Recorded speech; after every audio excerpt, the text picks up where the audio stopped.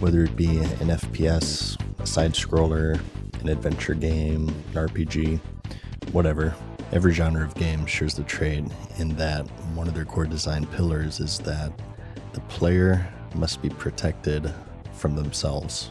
So, what are games? How do you manipulate ones and zeros in such a way that it grabs and holds the attention of the player? The short answer is the carrot, the stick, and the treadmill, where the carrot represents the reward and the treadmill, the obstacle course set in front of them to obtain that reward. It is the developer's responsibility to not only create these obstacles, but also a rewarding method of overcoming them, and failing to do so, the player may be left with an experience that is overall frustrating and unrewarding. So this is speaking pretty theoretically. So today we're going to go over a couple of examples of this exact scenario, starting with the rank 14 system in vanilla World of Warcraft. So when the game was first released, it came with PvP enabled, but no reward for participation other than making strangers on the internet angry. But when patch 1.4 came out, this all changed, as it came with the honor system, which, put simply, worked as follows. By killing other players and completing battleground objectives, players would earn honor, and how much honor they earned compared to everyone else on their faction on their server, they would climb PvP ranks. There were 14 ranks in total, starting from 1, which was Private for the Alliance and Scout for Horde, going all the way up to 14, which was Grand Marshal and High Warlord, and each rank gave various rewards, from gear, consumables, cosmetics, with the higher ranks of course giving higher quality rewards, climaxing with rank 14, which gave access to all of the weapons. So on a surface level, it seems like a pretty straightforward and fair system. The more you PvP, the faster you climb, but little did players know, it would become one of the most infamous grinds in MMORPG history. And one of the main reasons for that is because your competition are other players. The amount of honor that you needed to farm was as much as how much the other players were willing to farm, which for most servers, since the rewards were so powerful, was however much you could farm by PvPing for more than 16 hours a day. There's a built-in decay in ranking for each weekly reset that the players would have to fight against, and this decay is percentage-based, meaning that the higher rank you climbed, the more you would have to PvP in order to make up for the increased decay. This would in turn also create a sunk cost fallacy, where if the player were to stop PvPing at any point, they would watch months and months of progress vanish before their very eyes. So naturally, because the competition was so fierce and there was so much at stake, cheating would become rampant. Many players would resort to account sharing to keep up a 24/7 farm. Opposing teams would collude with each other and intentionally try to queue up against one another through third-party voice programs such as TeamSpeak or Ventrilo, and then trade wins in order to get a leg up on the competition against the other teams on their server. It felt like you were competing more against your own faction than you were the enemy, because you essentially were. Collusion also took form in other ways. In an effort to reduce the amount of honor that everyone on the server had to farm, server communities would agree to farm to a certain amount, just enough to outpace uncooperative outside parties, and then stop, and taking a rotation of who could farm the most and at what point. The amount of ranking points earned were determined by what bracket you were in. This was an invisible system not shown to the players, but people have figured it out over time, and the amount of space per bracket increased the more people on your server of your faction were PvPing. So for example here, these aren't real numbers, but for 1,000 active PvPers, maybe there were 2 slots in bracket 1, which awards the highest amount of ranking points possible, and if there were 2,000 active PvPers, maybe there were 4 slots instead. So because of this, players would make what are known as pool parties, where one player makes a low-level character near a graveyard, and another higher level of the opposite faction continuously kills that player as a spirit res over and over, and the rest of the PvP community makes level 1 characters to group up with until they get 25 honor kills, which is the minimum to be counted as an active PvPer for that week. Once they reach 25, they delete that level 1 character, make another one, and repeat over and over for hours and hours to artificially inflate the amount of active PvPers for that week, and therefore the amount of bracket slots, so more people could get more ranking points. Participation in these pool parties is mandatory, as if you skipped out, you wouldn't be given high-level bracket slots and would be blacklisted by the PvP community. Infighting, drama, and sabotage would also be common.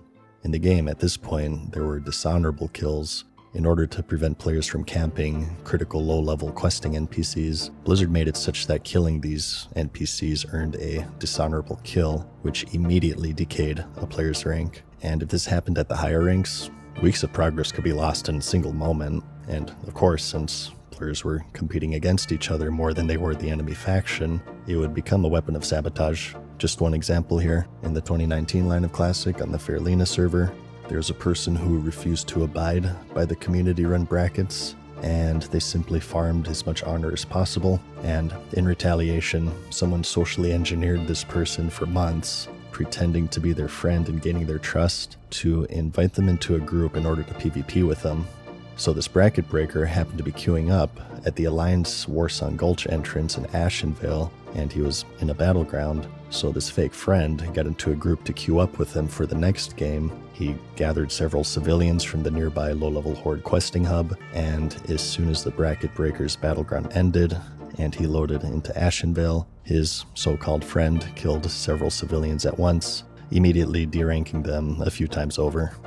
This troll would prove to be quite effective, as the bracket breaker at that point simply quit entirely, as weeks of 12 hours a day grinding was lost in an instant. So despite the intensity of this grind, the armor and weapons that were offered were so powerful, both for PvP and PvE, many couldn't help but continue to grind.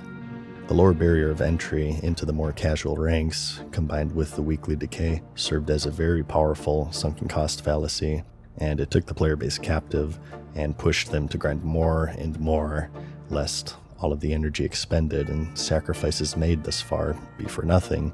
So naturally, what happened, it would burn people out. They would come to hate an activity they used to love. They would come to hate the players that they engaged in that activity with. And what seemed like such an innocent and simple system at this point had spiraled out of control into cheating, unhealthy playtime, burnout, social engineering, doxing, and yes, even death threats, as is standard with the classic PvP community.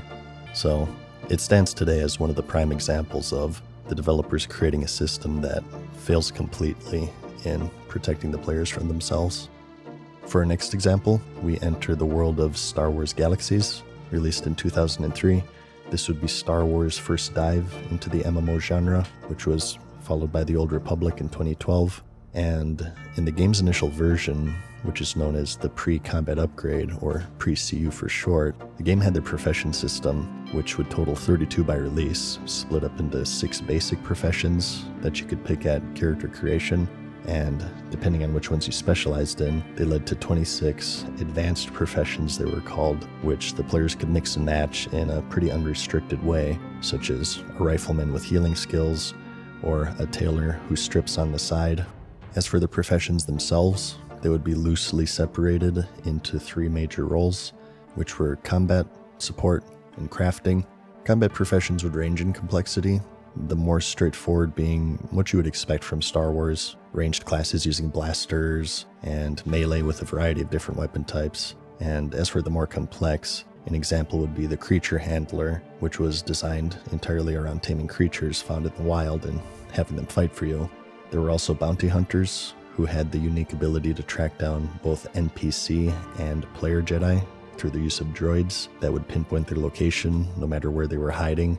As for the supportive professions, this would be healers like doctors who could buff and heal others. There were also dancers and musicians who would also buff people in cantinas. You had smugglers who could slice weapons, which would increase their damage, and they could also open locked containers, or maybe you have a merchant who is more based around commerce, as they would gain the ability to create their own vendors to sell items to other players even while they were offline. Or perhaps a squad leader, which was designed entirely around buffing other players, and this would even extend to cosmetics such as the image designer, who would be able to alter the appearance of another player. As for crafters, there were armor smiths and weaponsmiths who could make armor and weapons from monster parts. A tailor would make clothes, which were both cosmetic and functional. Droid engineers could make medical droids to boost doctor buffs, or those tracking droids for bounty hunters, and bioengineers played God and created creatures for the creature handlers to tame, and so on. The point is that the game had one of the most rich and diverse class systems ever made. But there was an issue, because there's one more that I haven't mentioned, and that's the most coveted of all: the Jedi, which the game would advertise quite heavily, but the only problem is nobody really knew how to unlock it yet. Of course, within the story of Star Wars, Jedi were rare and powerful, so making them in line with these other combat professions in order to maintain some semblance of balance didn't really make sense.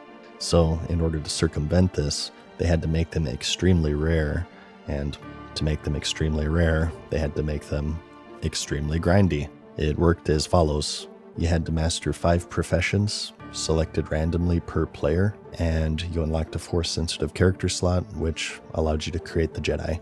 Galaxies was a game with pretty sparse endgame content, so once players fully finished their templates, some would struggle to find things to do, so as a result, after having reached their maximum power level, most were pretty naturally guided towards this next level of advancement, the Jedi. So to find out which professions they needed to master, the players had to loot these extremely rare holocron items off of powerful enemies, which upon use would just directly tell them which one to master, but it would only work for the first 4, as the 5th would be silent, only sharing a message that the ancients' knowledge of the Force will no longer assist them in their journey, and they must continue seeking it on their own.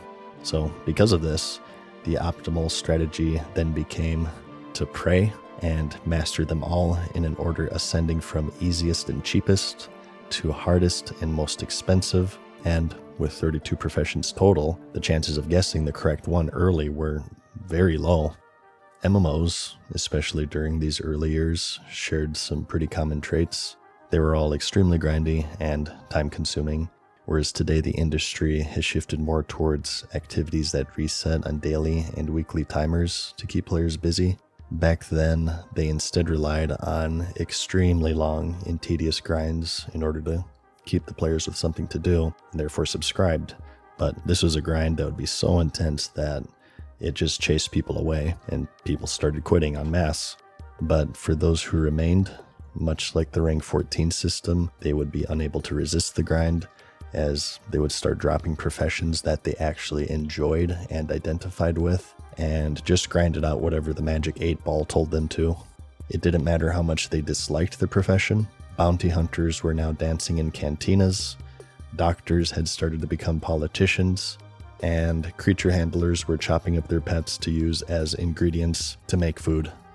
They cast aside their own enjoyment of what was supposed to be a fun journey in exchange for this hypnotizing Jedi, and they went through any means necessary, and it was for this reason, much like the rank 14 system, that this Jedi system would be a failure, as the players had begun to sabotage their own experience and burn themselves out in the process. Once again, the developers failed to protect the players from themselves. The allure of the carrot far outpaced the reward of the treadmill. Although these are some pretty extreme examples, failing to follow through with this philosophy can be found in all corners of these games, particularly within daily and weekly activities. Although they're effective at giving players reasons to keep coming back, they can also do damage, as the reasons for these players coming back isn't necessarily because it's fun and rewarding, but more so rather it's punishing if they refuse to do them. If they're closely intertwined with the game's form of character progression, even if they're repetitive and unfun, the player base will still participate. Examples of this would be the Tower of Torghast in Shadowlands, which is generally looked back at with disdain, but regardless of that, the entirety of the player base participated in it many times because it was required to get the powerful legendary affixes. And also BFA is another period within the game's history where Blizzard was seen to over-rely on daily and weekly timers to the benefit of engagement metrics, but to the detriment of actual player experience. Protecting players from themselves is a battle that's been raging on since the dawn of video games, and it continues today, most prolifically within the MMORPG genre, and it stands today as one of the biggest challenges that developers face. Like the video if you liked it, because I'll see you in the next one. Peace.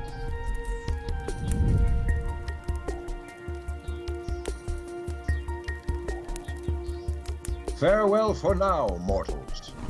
We hope you enjoyed today's video. See you again soon.